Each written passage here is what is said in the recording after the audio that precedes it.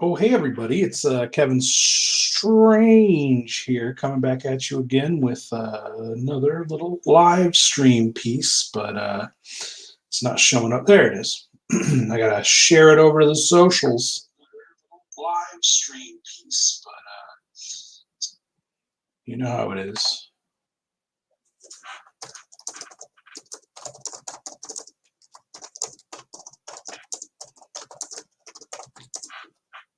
We're getting started here, sharing the link around the socials, see if we can get some people in here to chitty chat up in the chat while I do my thing. It's been a pretty productive day.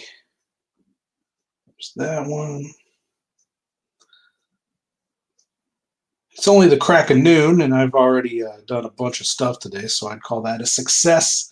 I like to knock off most of my list of things to get done during the day before noon, and then everything else uh,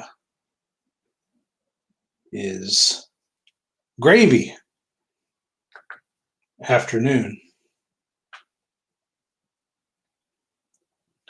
So there we are. We're Skinny says, my favorite cock artist. Yes, sir. Yes, sir. We are going to be drawing some dicks today. I don't know how many. Well, let's see. I actually don't think I have any dicks on the first 6 pages. I have some buttholes.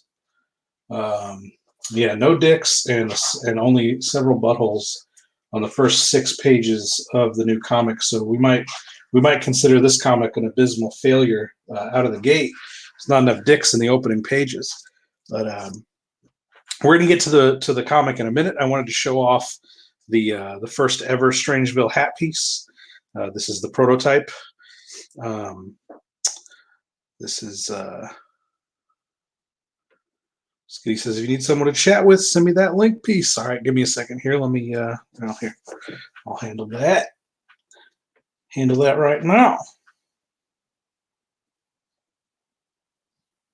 Here, I'll just put it in the chat. I don't care who comes in. There we go. Come on in, buddy.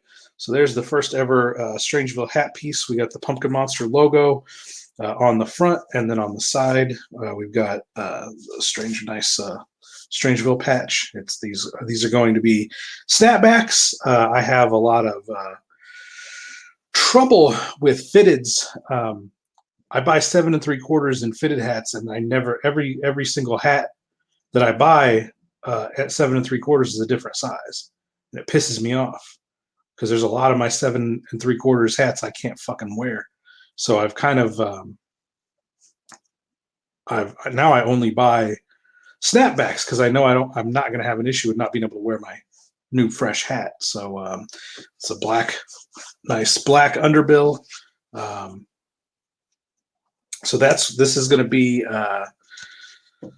a new item in the Strangeville Superstore. There's a link down below in the description for to sign up for the Strangeville newsletter, the Strange Sayings newsletter, to get a free digital copy of Nixon and Hogan Hate Comics. And there's also a link to the Strangeville Superstore over at Square, and I haven't promoted that in a while.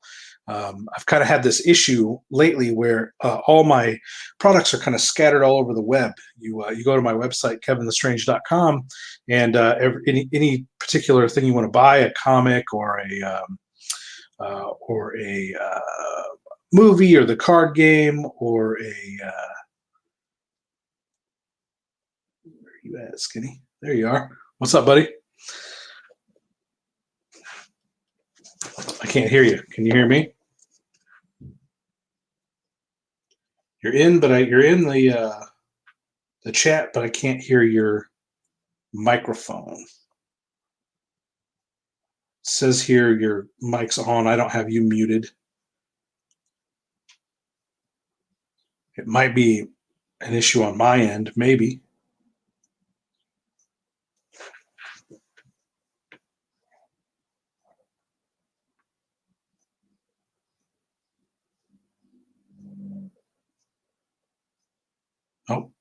Skinny disappeared. Maybe it was on his end.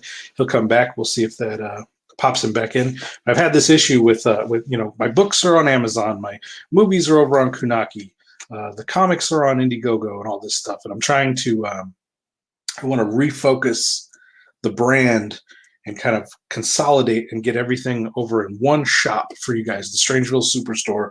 And for right now, that's going to be over on Square.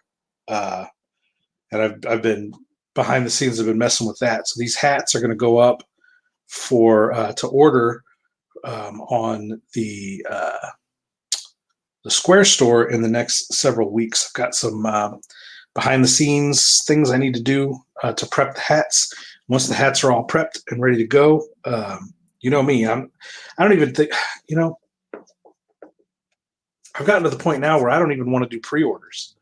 I'm just going to throw those things up live when the product is ready. I'm just going to throw the hats up on the store, I think, and the patches. You'll be able to get that sweet ass. So he's trying to join. Oh, there you are. The hats up on. Okay, there he is.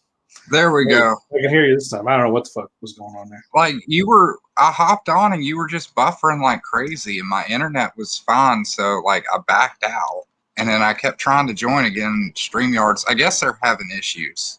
I'm gonna blame it on them. Let's blame it on them. You could blame it on me. That's an awesome looking hat, though, man. Yeah, I'm really happy with it. I'm happy with the design. I'm happy with the quality of the hat itself. I'm buying a bunch of blanks. I'm actually heat pressing the patches onto so that's embroidered. If you can't tell, you probably can't tell. That's actually an embroidered patch that goes on the front of the hat. That's not screen pressed. So that's actually textured embroidered. So it's pretty cool. Pretty quality hat. And I've been telling everybody all week, I'm going to put myself out of business making hats because I want a fuckload of hats available in the store. So this is just the first of many, and I'll eventually lose my ass. So you're just like ordering blank hats and like putting that patch on them yourself, or are they doing that? No, I am. For now. Okay, that's awesome, man. For now, I'm doing. I try to do everything hands-on myself that I can. That's why you see me doing shows where I staple the black and white comics together. Like all that makes the cost for me super low, and then that makes the cost for you guys way lower. Like I'm going to be able to sell these hats for $20 instead of most hat companies will sell a hat with an embroidered patch, two embroidered patches on them. They'd sell them for $45. I'm going to be able to sell them for $20. So, and I'm going to give a free movie away. I'm kind of getting ahead of myself, but the first week promotion, when I release the hats, you're going to be able to buy a hat and get a free DVD, free Hack Movies DVD with the hat for $20. So I'm able to keep my costs low by doing all the physical labor myself. That's actually really smart, man. Yeah, I don't mind the work. I like to do the work. The more I get, the more hands-on I am, the better for me. It makes, I do love the art side, but I love the labor side just as much. So another announcement to make here today is if you guys were watching if you guys watched the stream a few days ago, I was talking about my progress on the thumbnails for Nixon and Hogan's Horror Weed Halloween. Those are completely done now. We're this says 59, but there's going to be 60 pages. It's going to be a 60-page one-shot, double-sized floppy comic. All those thumbnails are done. And what we're going to do today, let me blow this up this way. What we're going to do today is we're going to work on, I've laid out the big 11 by 17 pages with the roughed them in. And we're going to do some pencil work today on Nixon and Hogan's Horror Weed Halloween. You might ask yourself, why are you making a Halloween story in fucking May? Well, because by the time fucking October gets here, I'll just be finishing up on this motherfucker. I know, man. Like originally when I was going to launch Otis, the idea was to like run the campaign like August and September and then fulfill in October, but that really didn't pan out because it took a lot longer than I thought it would. Yeah, you really got to start early. I don't think I'm giving myself enough time to do this one, but I'm going to give it my best. I'm going to do my best. Well, worst case Ontario, if you don't make the deadline, you can always save it for next year. This is true. This is true. I'm giving myself, I've got 60 pages and I got 60 days to do it, which means I need to do a page a day for the next 60 days. And that puts me to the beginning of July. That doesn't put me anywhere near October. That puts me at the beginning of July, and then I'm going to be on the road doing conventions through the middle and end of July, August, some of September, and all of October, and then into November. So I'm afraid I'm not going to have any time to work on comics after July 1st. So my goal is to do one page a day for the next 8 weeks. And when I say one page, I don't mean penciling one page. I mean one completely finished page, laid out, penciled, inked, colored, lettered, and finished. And I can normally work. I can do any one of these processes. Like today, I'm going to be doing the hard pencils on pages. I can probably get through about 5 or 6 of these. But to do an entire page is about 5 or 6 processes. So if you think about it, I can do about one completed, finished page a day. Yeah. So we'll see. We'll see if I can nail it. And if I don't, I don't. It is what it is. I love to set not unrealistic goals for myself, but I love to set tough goals for myself. Especially when it comes to drawing comics, it keeps me motivated. It's the first thing I think about when I get out of bed in the morning is like, okay, whatever I got to do to get these pages done, let's get it out of the way so I can get to work on the pages. And it just makes my it's how I keep my crazy brain from going into overdrive and worrying about bumps and bruises and pain, aches and pains, and all the little trivial things in life. I kind of escape those things by diving into my work. And so if I give myself these crazy deadlines, like finishing a 60-page comic in 60 days, and I don't really worry about the other stuff. Yeah, well,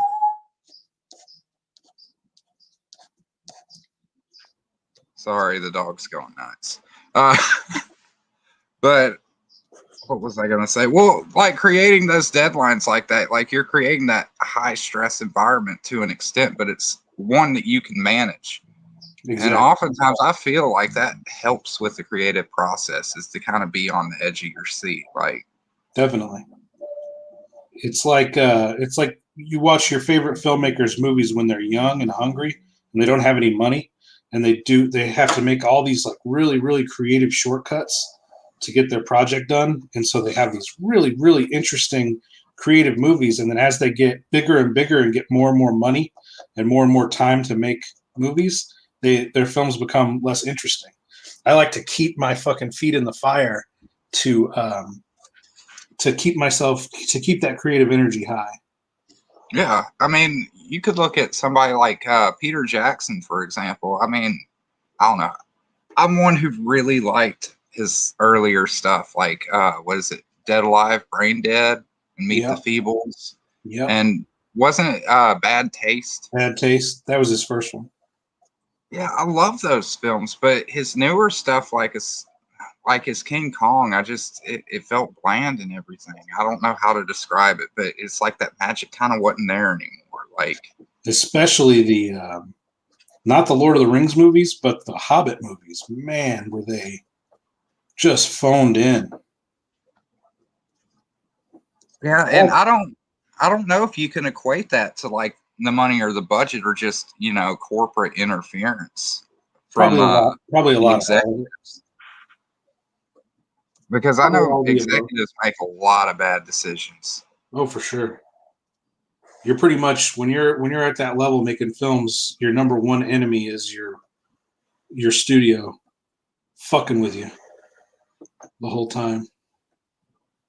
That's what I loved about Kubrick too. Like he was like, "To hell with y'all, I don't care." Yep, he was a master, an absolute crazy person too. Guy was a psycho. Well, all the best creators are crazy, man. Agreed. It is weird drawing all this Halloween aesthetic in May, though. I can tell you that. I'm drawing, I'm drawing like hanging bats, and I'm drawing pumpkins, and then there's going to be a spider web and a spider down here and a little skeleton sitting next to this tree, and they've got a little scarecrow dude sitting in this chair.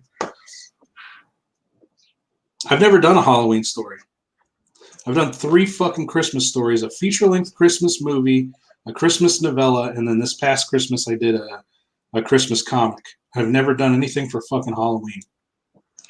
Beyond all the quote unquote edgy white women on Instagram, nobody really gives a shit about Halloween. I mean, I do, but like it's the one, like if you notice, a lot of retailers will entirely skip Halloween decorations.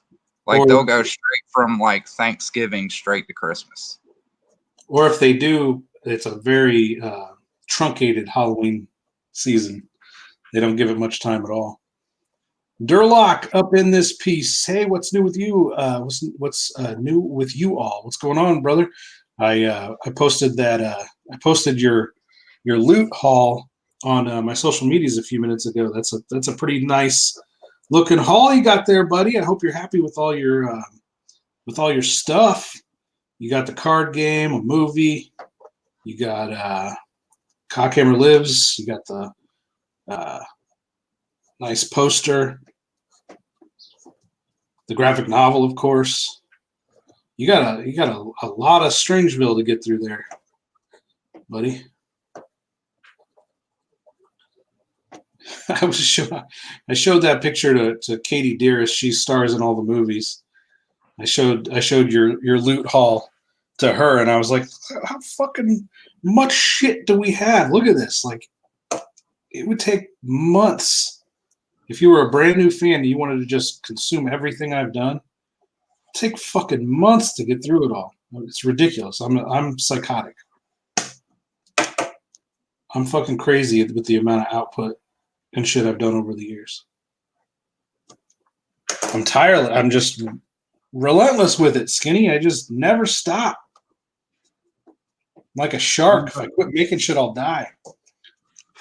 Well, that's the way it should be, man. Like everybody should feel the drive to do it. In my opinion, if you don't have that drive to do it, you probably shouldn't be doing it. A lot of people don't have any drive. They just see dollar signs. They think that this is and some people don't even see dollar signs. Some people just see it as they're clout chasers, right? They see it as a scene. I want to be in the comic scene, or I want to be in the fiction scene, or I want to be in the indie filmmaker scene. And so they put on their indie filmmaker hat or their comic hat or whatever, and they just then they just start acting like they're a big shot. I'm one of the boys. I'm in the club, and there's not really any passion behind it. No, because they're selling an idea. They're not selling something that they poured their heart and soul into.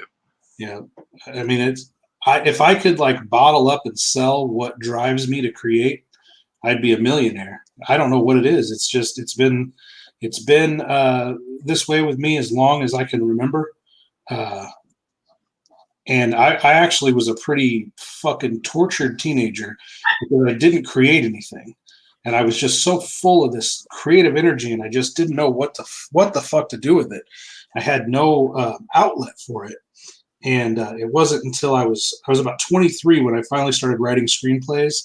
And I bought a video camera and I started making short films, and it was like everything finally fell into place. I was like, my God, I fucking know my purpose. And for a lot of people never find their purpose. They never know what their true crazy psychotic passion in life is. And again, if I could bottle that up and sell it, but the truth is, you just have to go find it. Like it took me years, a bunch of tortured years of trying to figure out what the fuck my life purpose was. And then I just stumbled on it one day. I learned that there was a new porn shop in town, and I decided, I just sort of made it a goal. Well, I'm going to work at the porn shop. Like I hated, I worked at like Hardee's dropping fucking chicken. Have you ever done that before, Skinny? Been a chicken boy? Oh yeah, dude. Oh, well, I haven't worked fast food, but I've worked at a few restaurants where we had chicken and stuff. So yeah, I know the drill. God, dropping chicken was awful. I worked as a bus boy. I worked all kinds of jobs and I fucking hated them. And then a porn shop opened in town. And I was like, well, I'll fucking go work at the porn shop. I fucking love porn. I'll go work at the fucking porn shop. That sounds like a great idea to me. Let me bring this camera in here a little bit so you guys can sort of see what I'm doing a little bit better. And so I basically made it my goal to convince this guy that opened this porn shop in my town to hire me. And at first, I just got a video membership. This was the late 90s. So there was still VHS and shit. So I got a video membership at this porn shop and was basically, I rented for a while. I got to know the guy. And I basically, one day I just walked in and I was like, look, I'm going to be honest with you. The reason I came in here and got a membership, like, sure, I love porn and I've been jacking off to all this fucking porn I've been renting. But the truth is I got this membership because I want to work here. And he laughed and he was like, man, I can't afford to hire anybody. And I was like, well, I don't really care about money in that respect. I was like, I'll tell you what, I was like, I'll make a deal with you. I'll work for you for free. You teach me how to do the video program and how to check people out and rent videos to them and how to do your inventory and everything. I was like, and I'll do it for free until you can afford to pay me. And then when you can afford to pay me, just start cutting me a paycheck. And he was like, I can't do that. I can't do that. That's wrong. Like, I can't let you come back here and work for free. And I was like, dude, I'll come back and work for free right now. I'll work tonight. And so he let me come behind the counter that night and start learning everything. And I just I refused to leave. Every day after school, I was still in high school. Every day after school, because I was like, I've got a late birthday. So I was still a senior in high school when I was 18. So, because you had to be 18 to rent or sell porn. So, every day after school, I'd show up again. Hey, what's up? Hey, what's up? Hey, what's up? And I guess he was so impressed with my work ethic that I was willing to come in there and do that. It didn't take long before he started paying me. And you're like, where is this going? Well, in addition to porn, he had a huge selection of used movies, like Hollywood movies. Like it was like a trade-in, like a swap store where you could come in with like your used VHS tapes or DVDs, and you could get store credit to rent porn or do what or buy more movies or whatever. So we had this giant library of Hollywood movies, and so it was basically like I worked at a regular video store that just happened to have a bigger porn section than regular section. And over time, the other guys that would get jobs there would they would end up being movie hounds, movie people, and so was the porn shop owner. It turns out he loved movies, and so we would sit. Sometimes we would walk around together out on the floor in the non-adult section, and we would I would say, have you seen this one? Have you seen this one? He'd say, have you seen this one? And we would just go through these movies, and we would just talk movies, just crazy for hours and hours and hours, talking movies. And at the time, I was just a movie fan. Like I didn't grow up with a plan to be a filmmaker. But the guys we kept hiring would all end up telling me these stories about how they went to film school and they've got this short film and they're going to move to Hollywood and they're going to be a screenwriter and this and that. And they'd tell me their ideas for their movies and they would all suck. They would show me their short films and they would all suck. And eventually I just got this idea. I was like, because we would talk about, they'd tell me their sob stories about how hard it was to write movies. And I'd be like, look, man, we watch movies all the time. You can see they're just 3 acts. It's a beginning, middle, and an end. Every movie is an hour and a half. Every movie is made the same way. Like the story's a little bit different, but they're all made the same way. And it seemed like I was getting it more than even guys that went to college that I worked with that had screenwriting experience. They still struggled. Oh, I'm no good at dialogue. Oh, I can't make characters. I don't know what to write. I don't know what to make a movie about. I don't have any ideas. These kinds of excuses I would hear all the time. And eventually I was just like, fuck this. I'm going to write a fucking movie. And so I started writing screenplays. And then I bought and it was just like, when I first started writing screenplays, it was like, oh my God, this is the creative outlet I've been looking for. Like my whole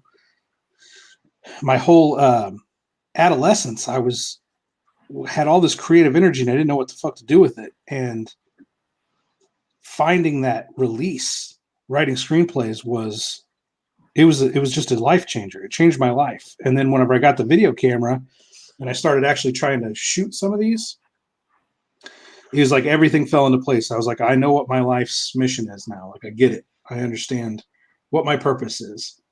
And the rest is history, man. I've just been shifting around, doing different things, checking off my bucket list. I want to write some novels. I want to make some comics. I want to make a card game. I want to have a line of crazy fucking fresh line of merch. Like, I'm just going through the process of checking off all the different creative things I want to do with my life. For those people that just that are sort of empty and say they can't find their purpose, I fell into mine accidentally, and I think most people do. I think most people accidentally fall into their purpose. It's not like they're born knowing what they want to do in life. You gotta live, man. You gotta live your life, and the more you live, the more life experience you get, the more you find that, because this stuff gets me high, dude. Like, I wake up in the morning just buzzed up with ideas for what I want to do creatively for the day. Like, I don't have to do drugs. This is my fucking drug. What I'm doing right now, I'm getting high talking to you. Yeah, I catch a buzz when I'm writing, but I'm also sipping whiskey or smoking my sage. Sure. I don't need that stuff to create, mind you. It does make the process a lot easier. I find when I'm not at least slightly inebriated, I second guess myself a little too much when I'm writing. That's why I like Hemingway, for example. He's like, write drunk, edit sober. And that's kind of how I go about it. But everybody's got their different thing. But there is that passion, man. That thing that you catch a buzz on, and it's not something you smoke or drink. It's something else entirely. And I think that's something that escapes a lot of people in life, because they're not around people that are living their purpose. There are things in life, just regular life, that get you high in a way that it's different. Obviously, it's different from a drug high. A drug high is like an artificial high, but there are life highs out there that are cooler than any drug I've ever done. Well, maybe not as cool as cocaine. Cocaine's a pretty fucking good drug, but because that's like the simulation to me. It's like Coke is like a simulated euphoria that I get off of my creative. Like, my creative experience is kind of like a cocaine high. It's like a euphoric feeling when I'm writing a great scene, or I come up with a new character or title or awesome idea for a story or a movie or a comic. It's similar to cocaine in that I feel really euphoric. Like, I feel like I'm floating above. I feel like I'm walking on clouds when I find that stuff. And Arnold Schwarzenegger talked about that in his book about bodybuilding. He talked about how people go to drugs to get high, but he was high all day long in the gym. People asked him, how do you have the discipline to spend 5 hours a day in the gym? And he would laugh and say, I get fucked up in the gym. I am, the gym is my drug. Like, that's, I'm addicted to it. I yearn for it. And that's, that was his. A lot of people don't have that experience. I don't have that experience going to the gym. Going to the gym sucks for me. It's obviously something that makes my body feel better, but it's not something that I yearn to do. I yearn to get up out of bed and draw comics or write books or screenplays or make movies or act or edit film or whatever. Make a card game, make the rules for the card game or whatever. Speaking of, Durlock says, hell yeah, me and my son started learning how to play the card game yesterday, and we are loving the game and the comics. Thanks, man. Hell yeah, dude. That game is fucking fun. It's taken on a life of its own around here.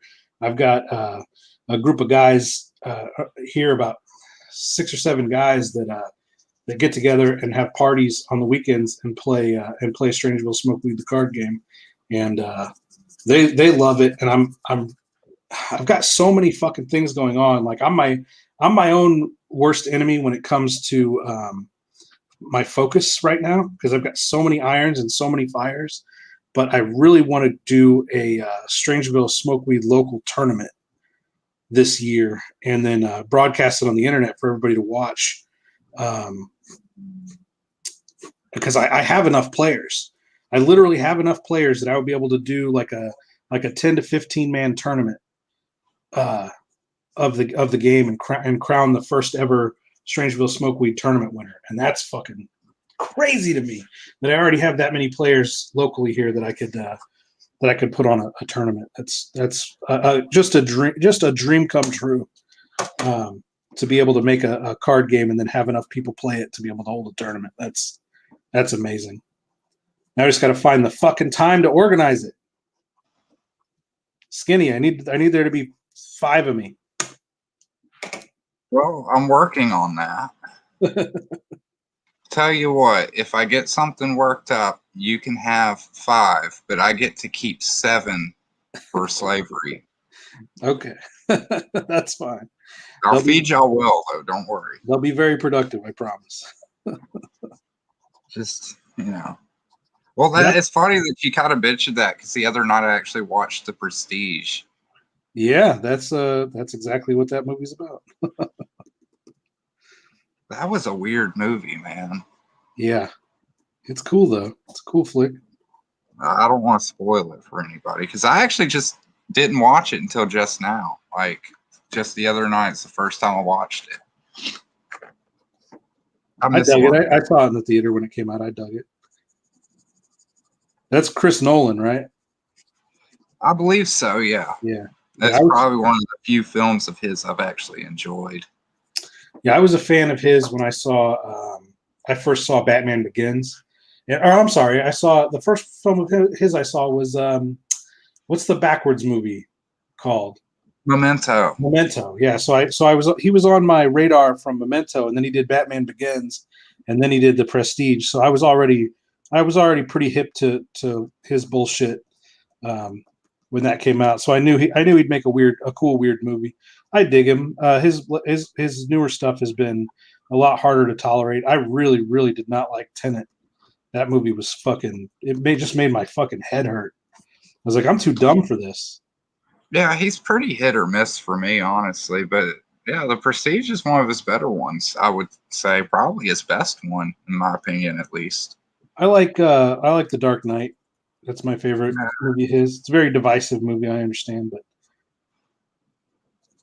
I like it as its own film, but I don't like it as a Batman film, if that makes any sense. Well, to me, it's a Joker film, and I like the character study of the Joker in the film. I didn't like it because he wasn't like the clown prince of crime in that one. He's just like some kind of anarchist. I was like, okay, I don't know. That's not why I fell in love with the Joker. Like, it's understandable. No, I get that. I liked it because it was still a well acted and well produced movie. I just have objections to certain things, and all things considered, going back and sort of looking at the whole volume of all the people that have played the Joker over the years, I used to have the opinion that Jack Nicholson was the best live action Joker and Mark Hamill was the best Joker overall as the animated series Joker. And over time, I've sort of come back around, and I just think that Jack Nicholson is the best movie version we've ever had of the Joker. He's got such range in that character in the first Batman film. A range that the Heath Ledger Joker does not come close to possessing. And I agree that too. And it's not even just acting prowess; it's the script as well. I mean, Jack Nicholson didn't just suddenly decide to pull out that 4-foot-long revolver out of his fucking pants. So I mean, as a whole, yeah, I think that's the closest and most faithful adaptation of the character to film was Jack Nicholson as the Joker, which is surprising because Tim Burton didn't even read the Batman comics. Yeah. Did he write the script too? I believe he helped. I don't know if he had like a co-author or anything like that, though. I don't know, man. They did a great job with that character. They really did. He's so sinister and goofy, and he's just got such range. They just did a great job with his range. They really did. And even with what is it, Batman Returns, with DeVito as the Penguin, that was excellent too, man. Yeah, Like, a lot of people don't like that one as much. I think it's great. I think that Catwoman was like the first. It was like Catwoman, Darlene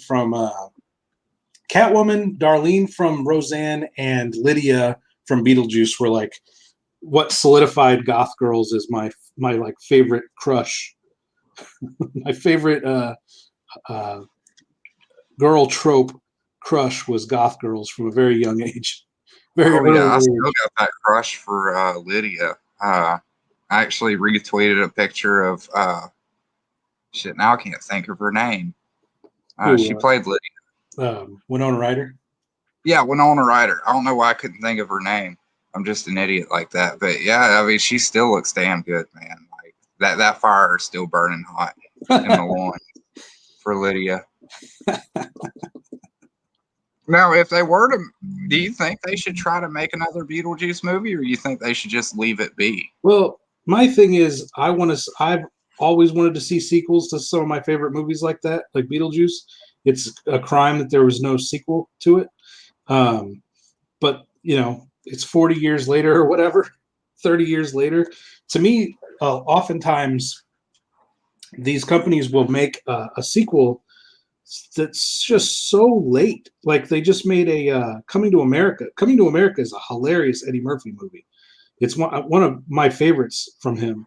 Why the fuck they would make a Coming to America sequel 35 years later makes no sense to me. So Beetlejuice is kind of the same thing. It's like it deserved a sequel.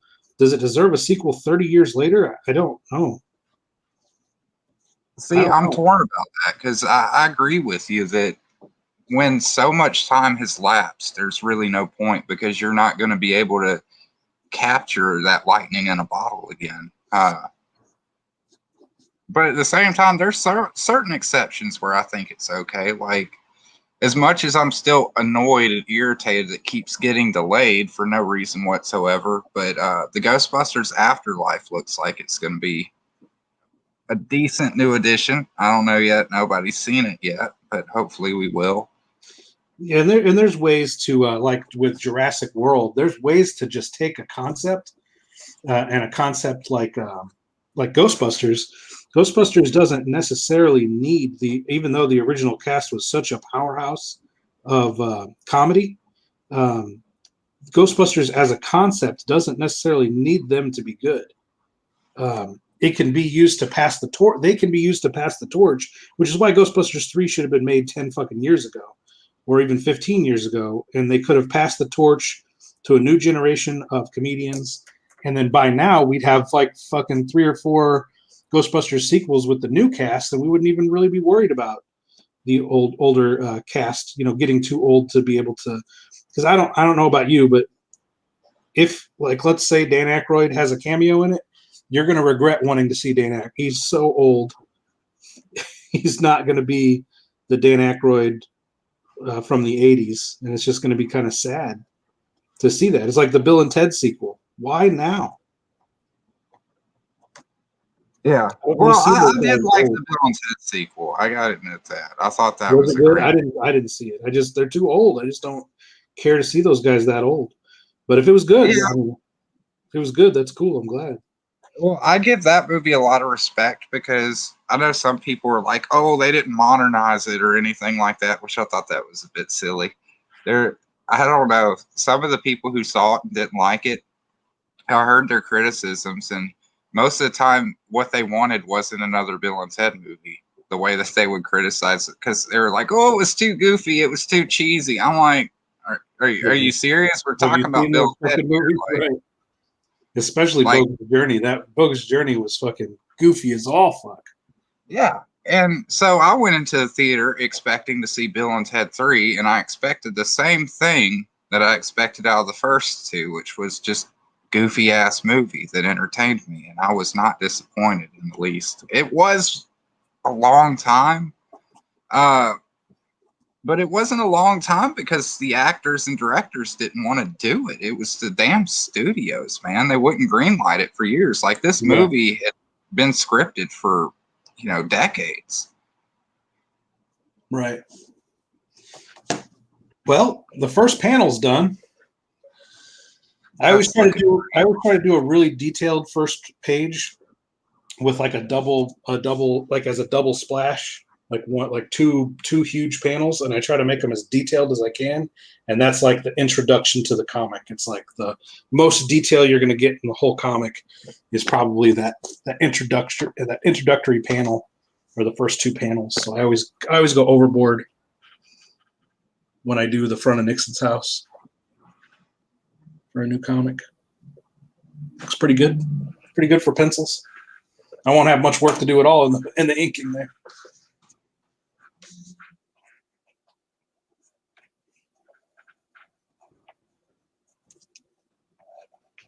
So tell me where you're at in your shit, man. Oh, I mean, I got stuff. I got bonds in the oven. I recently completed a script for a new series. I don't know if it's going to be a mini, a maxi, or hell, an ongoing series. I don't know yet. That's what I love about writing, man. People are like, oh, I bet you have everything planned out. And I'm like, no, I don't. It surprises me every day when I sit down and start writing because, you get in that groove, man. You really don't want to, paint yourself in a corner, so to speak.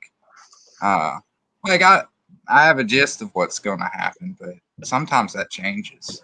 Anyways, yeah, man, I started like 3 other scripts before I, at the last minute, decided I was going to do a Halloween script or a Halloween comic. And I wrote this 60-page script. Well, it's not 60 written pages. I think it was like 13 written pages before I paneled it all out and created the actual sequential art for it. It's a 60-page comic, but it's a 13-page script. I wrote it in 2 days. So I have been working for about 2 months. I have been working on this script and that script. I'm going to do this next. And then when I was in Chicago, I was talking to a buddy and I was like, I want to do a Halloween script. And we kind of kicked around a couple funny concepts for what it could be about. And I came home and wrote it in 2 days and now I'm drawing it. It's like, fuck. 2 months I was just trying to figure out what to do next. And then in 2 days I had my new comic ready.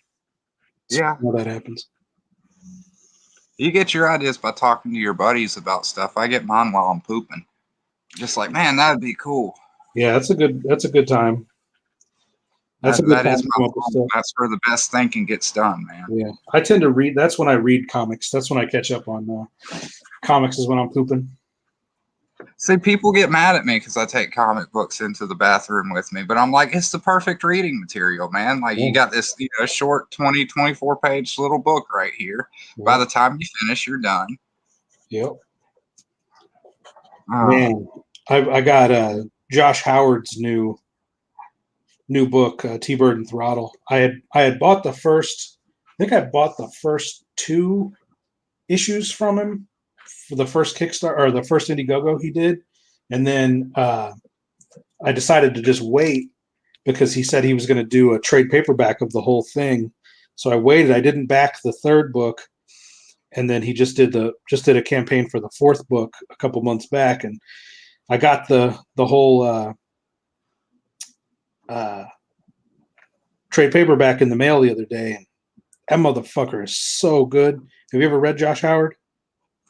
No, I mean, I've seen snippets of his work and it all seems really interesting. I hate to say it, but I've kind of stopped backing a lot of projects, honestly, because no, I have too. You're right. I mean, I still have Earthworm Jim 2, like sitting in the box over here, and I've opened it, but I haven't read it or anything like that. It's nothing against Doug. I want to preface it. I've got no problems with Doug or his work. It's just I've been so busy kind of doing my own stuff that it's kind of difficult to take myself away from that. And, being married, working full time, creating your own stuff. Yeah, that fills up a lot of time, man. It definitely does. I don't want to be a hater, but I really, really, I was excited for Earthworm Jim, the comic book. It's been a comic book before, but Doug didn't work on it when it was a comic book before. I was super jazzed up that he got his property back, that he was able to, he was going to be able to make some money on Earthworm Jim, which he hadn't been able to do in years. And boy, I felt like that first book was a miss. I'm sorry, but it didn't do anything for me. It was too goofy. Like I own almost all of Doug's books, almost all of his comics. He's got almost 20 of them, and he's got some amazing books like Earthboy Well, Jacoby. there's Black Cherry was one of my favorites. Black Cherry's great. Earthboy Jacobus is great. There's so many great. I mean, he is an amazing writer, and I felt like Earthworm Jim was so rushed and so phoned in and so goofy for no real reason. And I'm not hating on him. I really like Bigfoot Bill, and I bought Bigfoot Bill 2, and I enjoyed both Bigfoot Bill 1 and 2. But I don't give a fuck to back any more Earthworm Jim books because they're just not very good. I don't know what his hangup is, what he's struggling with when it comes to writing Earthworm Jim, but my boy ain't bringing the thunder when it comes to Earthworm Jim. That's probably because like he doesn't have the rights to it back then. Like he's only in an agreement where he is able to actually write these books. So I don't imagine he's putting. I mean, I enjoyed them, but you know, for you at least, you could argue that he's not putting his all into it because you know it's not his. This is true. He's just basically reinforcing somebody else's IP, even though he created it. He doesn't own it. He can't go out and make a new game or even do like a movie. I know there was talks about doing an Earthworm Jim movie like 10, 15 years ago, and that never happened. But at the same time, like you say, you really enjoyed Bigfoot Bill because that's probably because he's putting more into that because he does own it. He will see all the fruits of his labor from that, as opposed to Earthworm Jim, where, you know, he may have a successful campaign, but hell, I don't even know if they get a percentage of what he makes. Yeah, I'd be interested to hear that if they just sort of gave it to him. So, oh yeah, go ahead, make all your money because he raised like $800,000 for that or for that fucking comic book campaign, man. 800 grand. Get out of here. That's mind-boggling to me. Mind-boggling money to me. Well, we got somebody in the chat here. Stupid Newfie says all the mainstream stuff you can get on your phone in 2 clicks. Yes. Yes, you can. You absolutely can. I prefer to I don't know what I prefer to do these days, Skinny. I've been battling with this new freeform platform, streaming platform, because I wanted to watch this new show called Cruel Summer. And God, they're fucking with me. They gave me the first 2 episodes for free. And then when the 3rd episode was going to come out, they told me that, you have to have you have to like be signed up. I said, all right, well, it's a free platform with ads, so whatever, I'll sign up. So I signed up and I went to play the 3rd episode, and it's like, you must enter your cable provider. I'm like, cable provider? This is a fucking streaming service. And so it turns out that this freeform platform, streaming platform, has some kind of agreement with, you know, it's tied into the cable companies, and you can't watch their original programming unless you have a cable subscription. And so, as this fella just, you know, pointed out, I could have easily, in 2 clicks, pirated that motherfucker and been done with it. But for some reason, I didn't want to do that, and I ended up reading the fine print a little bit more, and it said, well, you need a cable subscription or Hulu.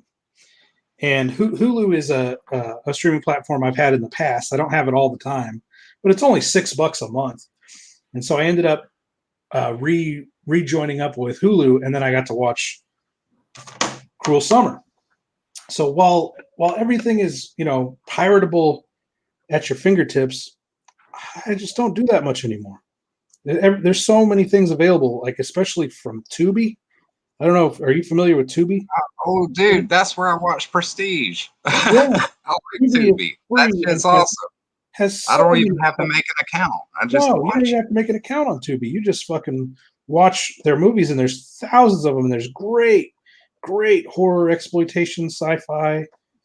Oh, Movie dude, they have performer. some of my most favorite shows, especially from the 90s. Like Yeah, when I was donating plasma the other day, I was watching Bump in the Night for the first time in like 20 years. there you go. I love that. I love Tubi. Like, Yeah. I don't, their ads are really annoying, but they're not as bad as Crackle. Yeah. I don't know if you've tried them, but Crackle's like every, 2 to 5 minutes of Yeah. content that you're watching, they pop up with ads. At least with Tubi, it feels like they wait at least, 15, 20 minutes. Yeah. At least that's something that bothers me about the free stuff. And Hulu also has ads, but they try to hold it off, like you said, for at least 15 minutes. Hey, And baby. I just mute it and check my phone for a minute. What's I mean, up? it's not like that. Their ads aren't as long as like How'd it network go? television ads. That was excruciating. Yeah, sorry, my wife just called too. That's all right. But shit. Oh, Yeah, their my- ads aren't as You long threw a as smoke bomb at me. I'm sorry. what's up? I said my wife threw a smoke bomb at me by calling. It's all right. Yeah, like all those ads really are overbearing on one like Crackle. I don't mind when they're few and sparse. Like I don't even watch TV now, man. Like No, I don't. I tried to actually watch regular TV a few weeks ago, and I couldn't do it, man. Like all those advertisements, I felt like it was rotting my brain. Yeah. Sorry, baby. What was that? I get a 10% discount at Zaxby's. I gotta go that way. I'm trying to go that way. How do you get a 10% discount at Zaxby's?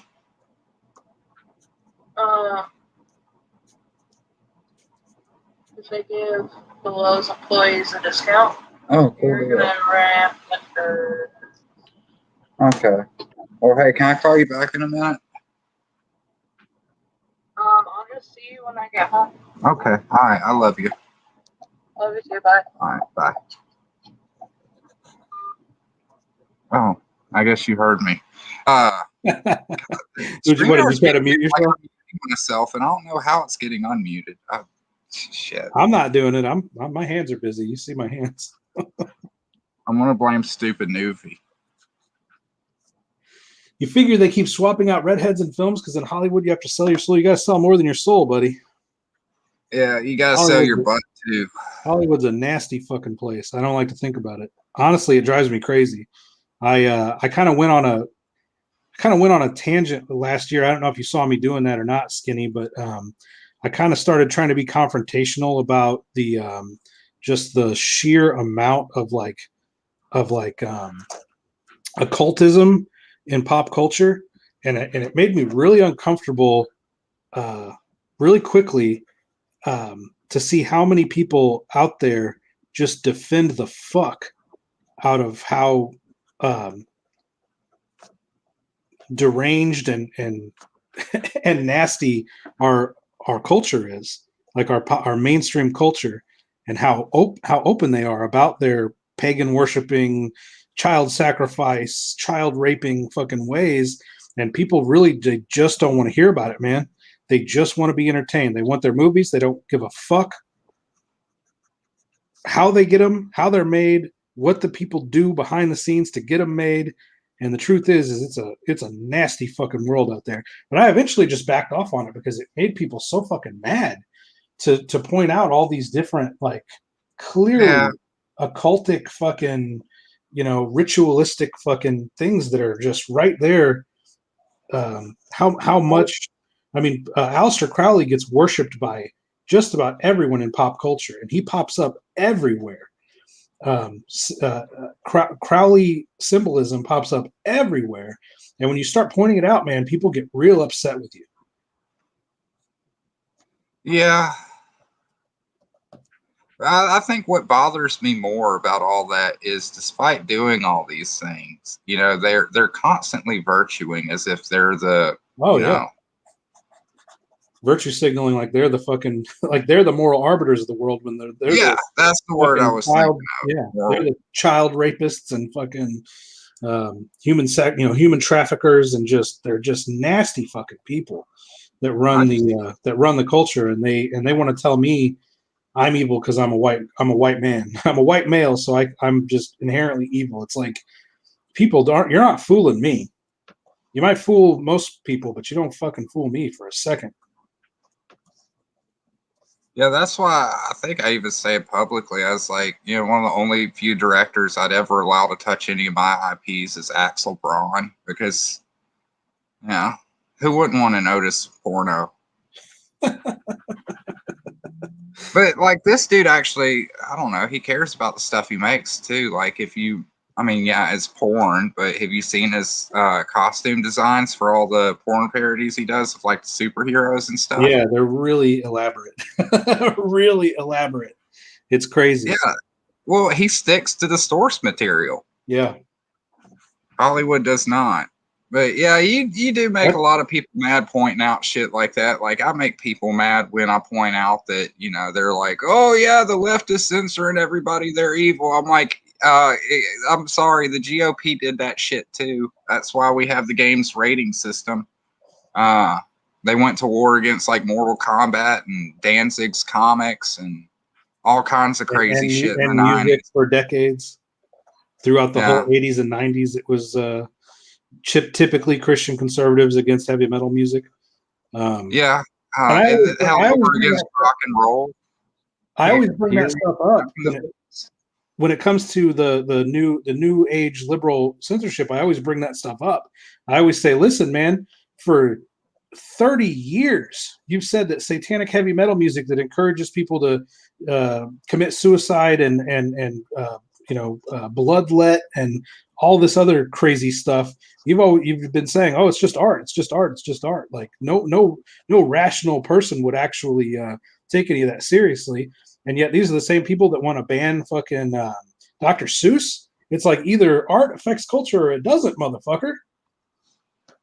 It either affects it or it fucking doesn't.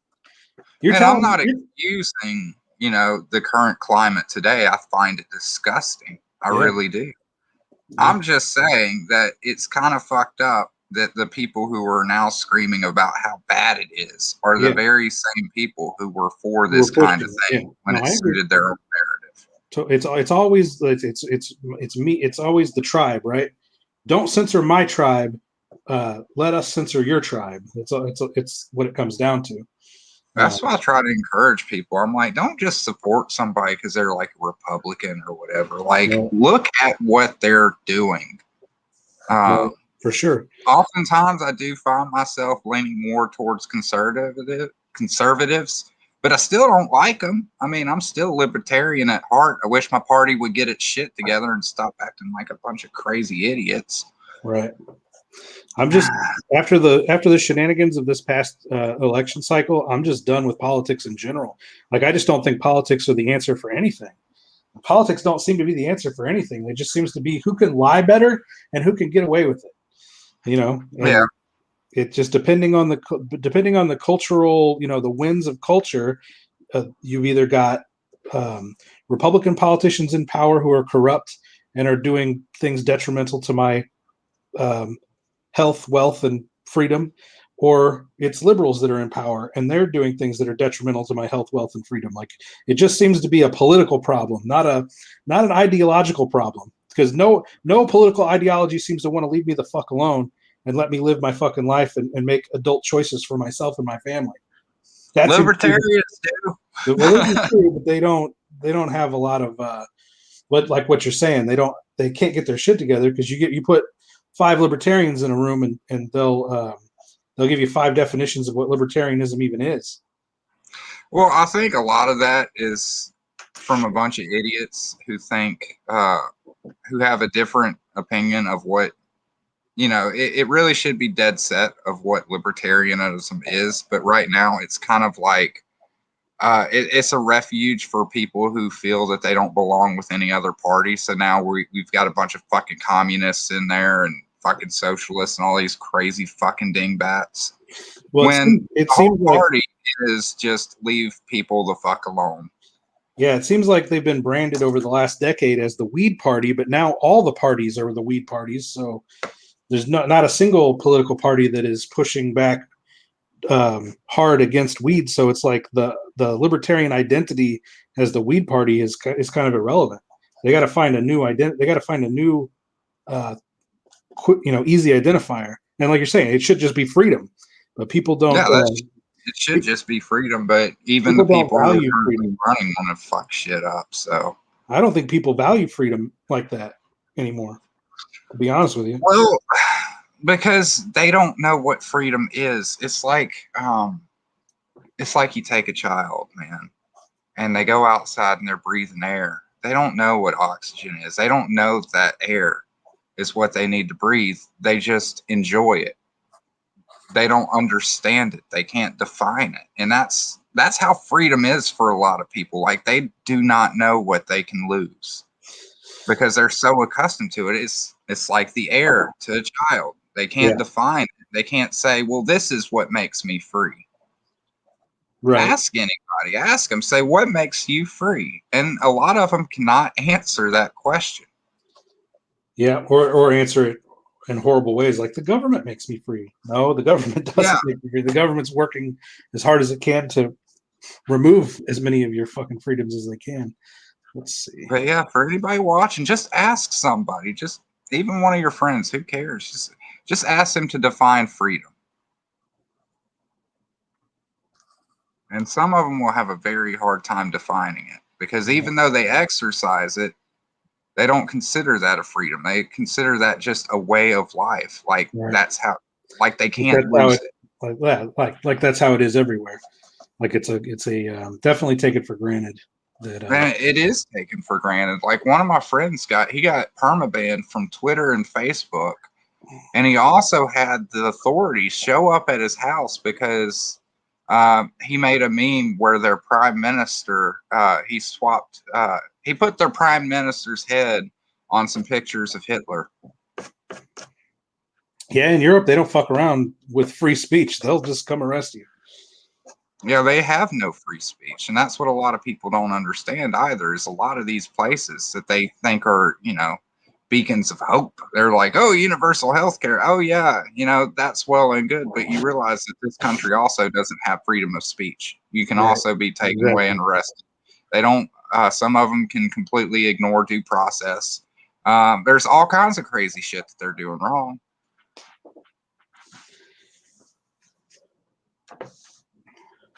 And there's all kinds of problems with that universal health care. I mean, I know people in Canada, and they tell me some horror stories about when they would have to go to the hospital. Or if they had to find a new doctor, how it would take them years. Right. So, I don't know. I just believe people should be able to do whatever they want as long as it doesn't hurt another person. Was it the NAP principle, the no aggression principle? The problem is, as long as it doesn't hurt anybody, it should be good. Some guy, like one of the freedoms, like especially the Second Amendment, that one's going under attack currently. And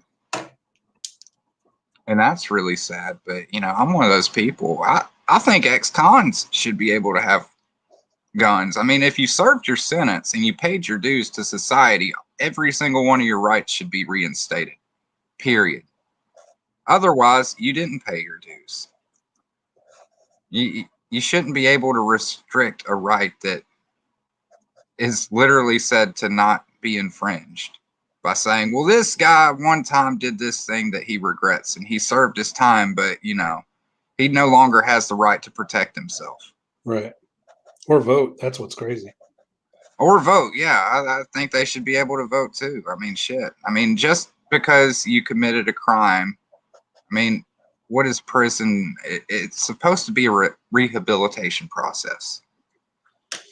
So if you're telling me, okay, well, this person we're going to set free, but they can't have this, or these rights, you're telling me in a roundabout way that no, they're not really rehabilitated because now they're just a slave to your system. Right. It's just punishment. Yes, sir. And then some people argue, well, you know, there's killers out there. Well, they should get the fucking chair. I do believe in the death penalty 100%. If you can prove that somebody killed somebody else without a shred of doubt, all the evidence in the world, get rid of them. My problem is that we put the government in charge of that. The government is terrible at everything. I don't want the government. Oh, I don't want the government killing people. I don't want the government taxing me. I don't want the man. government. At one point, and this is probably like maybe 20 years ago, didn't they pass a law where people on death row couldn't smoke cigarettes because it's a hazard to their health? I mean, probably that sounds like something the government would do. That is so retarded. You're about to kill this person. You're telling them that they can't. I agree. If you want to say, look, you're being put to death because you're a terrible fucking person. And no, we're not going to let you smoke because we don't think you deserve to, because Right. You're a terrible Because fucking it's a person. privilege, and we're not going to let you have any privileges. I would accept that, but don't disguise it as saying it's a hazard to their health when you're going to kill a motherfucker. Like, no. Just be straight up about it. But yeah, the government fucking sucks, man. There's a picture at one point, and it's like this guy holding a sign. He's like, I love my country, but I'm ashamed of my government. Yeah. And that's pretty much how I feel most of the time. I just see everything. I'm like, man, this is such fucking bullshit. It's a pretty good sentiment. All right, we got a second panel done. We got a close-up of the scarecrow that they've got sitting out in front of the house there, and we can read the sign now, and the sign says, "No candy for you, bitch," with a big middle finger. That is pretty funny. in front of Nixon's house. So that's what we've set our scene. We got our first page penciled, and I think I did a pretty good job on that, if I do say so myself. You worked relatively quickly too. Yeah, I mean, I definitely took my time and detailed that the fuck out in the pencils. I don't have to do that. I don't have to spend all that time in the pencils. I can do a lot of that work in the inks, but I wanted to do that today for page 1.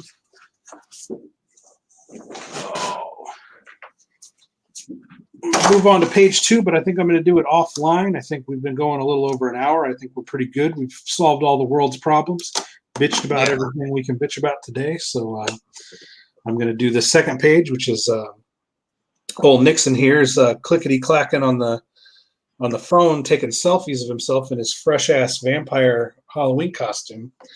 He's taking fucking more selfies here, and then he's getting all them Instagram likes on that fucking costume he's wearing.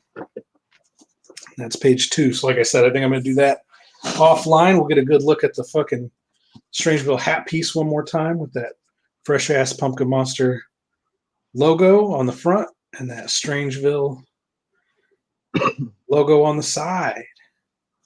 This is what's going to put me out of business, Skinny. Mark my words. You'll be like, what happened to that Kevin Strange dude? Well, he's working at fucking the laundromat folding fucking tidy whities because he put himself out of business because he made too many hats. Nobody bought them. That is crazy, man.